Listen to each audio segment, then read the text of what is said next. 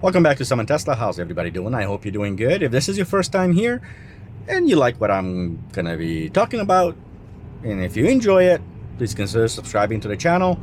But if it's not your first time here, then thank you very much for coming back. Today we're gonna be talking about how to maximize your Tesla buying experience. This is something that I've thought about talking a bit, and I noticed one of the key things that happens a lot is when I talk to people and they just picked up the car, or they're still going through the process. A lot of people get really stressed out. The experience should be a good one, and so there are some key steps, there are some key things that you can do to maximize the experience. I think one of the key things, one of the biggest things that I mentioned this throughout my channel multiple times: go for a test drive. If you're interested even the slightest bit in Teslas, look, it doesn't cost you anything. Go for a test drive, take the car out, get a feel for, the Model 3, the Model Y, SX, I don't care, or all of them. It's free to do it. Book an appointment, take it for a test drive, get a sense, get a feel for it.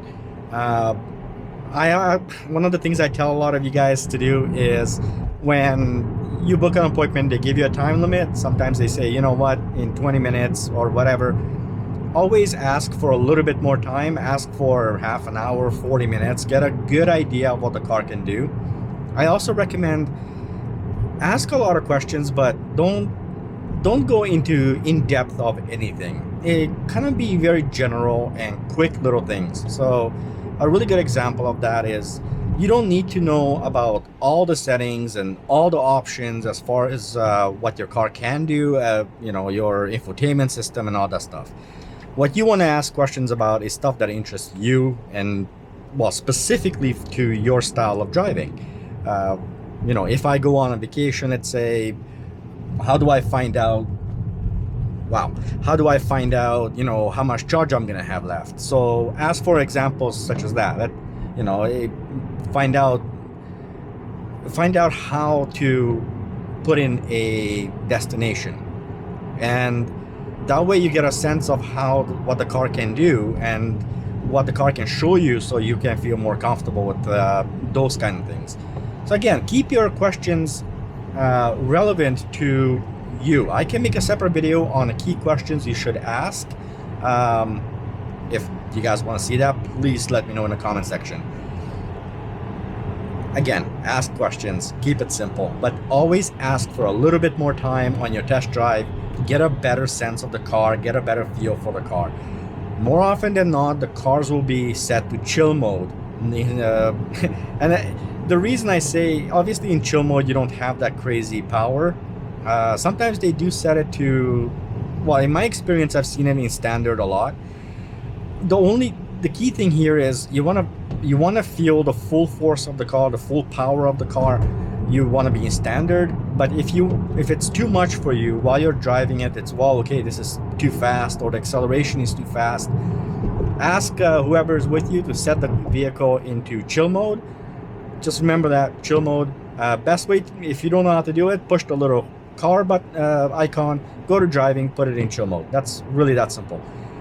That gives you a different variation of how the car can handle. That makes also, because of the power of these cars, for a lot of new people who get into a test drive, they kind of get thrown off at the quickness. So chill mode is kind of a good way to say, hey, look, I have an option to put the car in chill, so I don't have to constantly put up with the high acceleration levels. The next thing I would tell everybody is, don't get overexcited. It's okay to fall in love with the car. It's okay to fall in love with what the car is capable of doing. There's nothing wrong with that. Check the front seats, the back seats, the trunk, the front. Check everything. Look, you are there because you want to see the car. So check anything and everything you want. Check the glove box for all I care. I don't know. Everything. And see if everything suits your personal needs.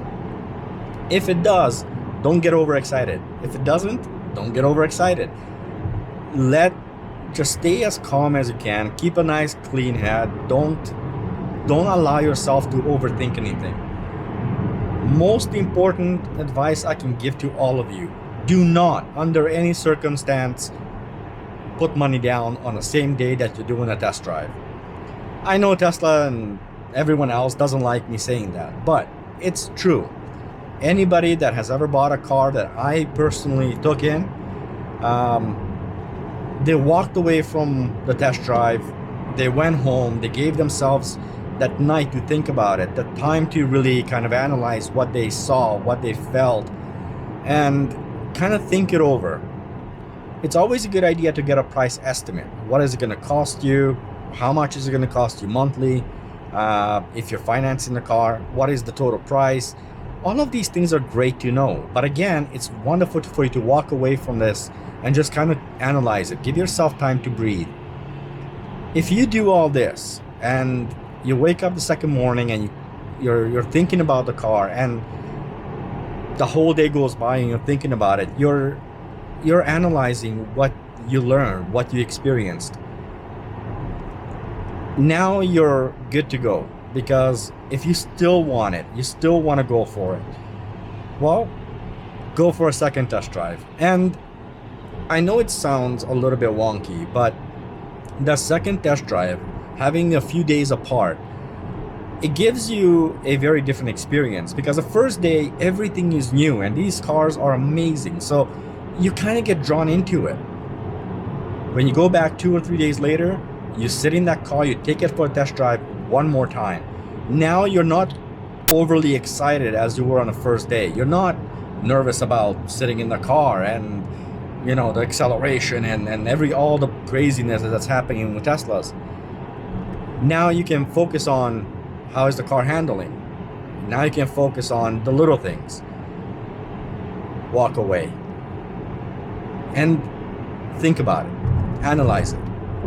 If you still want it, you can always just reserve the car. And once you reserve the car, now don't let your emotions take the better of you. You reserved it, you know it's coming. You can prepare by maybe wanting to install a charger at home or whatever you want to do. But at least you gave yourself the time to think about it. You gave yourself the time to be excited, but not overly excited. And the better experience will come with that. It will allow you to feel like you really took the time to think about what you did, that you took the time to make that purchase. You didn't jump into it. Most people, that's what they do. They go on a dealership lot, or they go to Tesla, or they go online and order the car. And more often than not, they start questioning this. Okay, wait, what about this? What about that? And did I rush into it? Did I make the choice too fast? Did I think about this? All of these things you should be thinking about prior to buying the vehicle, not after you put a deposit down. I know a lot of you in the comment section will say, well, yeah, but you know what? You can always change your mind with a Tesla. You can always get the deposit back. Listen, that's not the point. I don't care if you can get your money back. A lot of people don't take the money back. A lot of people will go ahead with the purchase. And I know a lot of people who went ahead with the purchase despite the fact that they didn't want the car. That's not the right way to do it. The right way to do it, go in, do a test drive. Enjoy it, get a sense for everything, ask a few questions, go home, walk away, go home, think about it. You want to go on YouTube, do some research, fine. Second day, think about it. Go back a couple of days later, 3 days later, go back, do another test drive. Now you have an idea. Now it's no longer a shock. No, it's no longer a total excitement of nothing's new. You already have a sense for it. And only then, after you walked away the second time, should you be making that choice. That's when you should be making that decision to buy the car. Because ultimately, your experience now, deep down, you know you did your due diligence.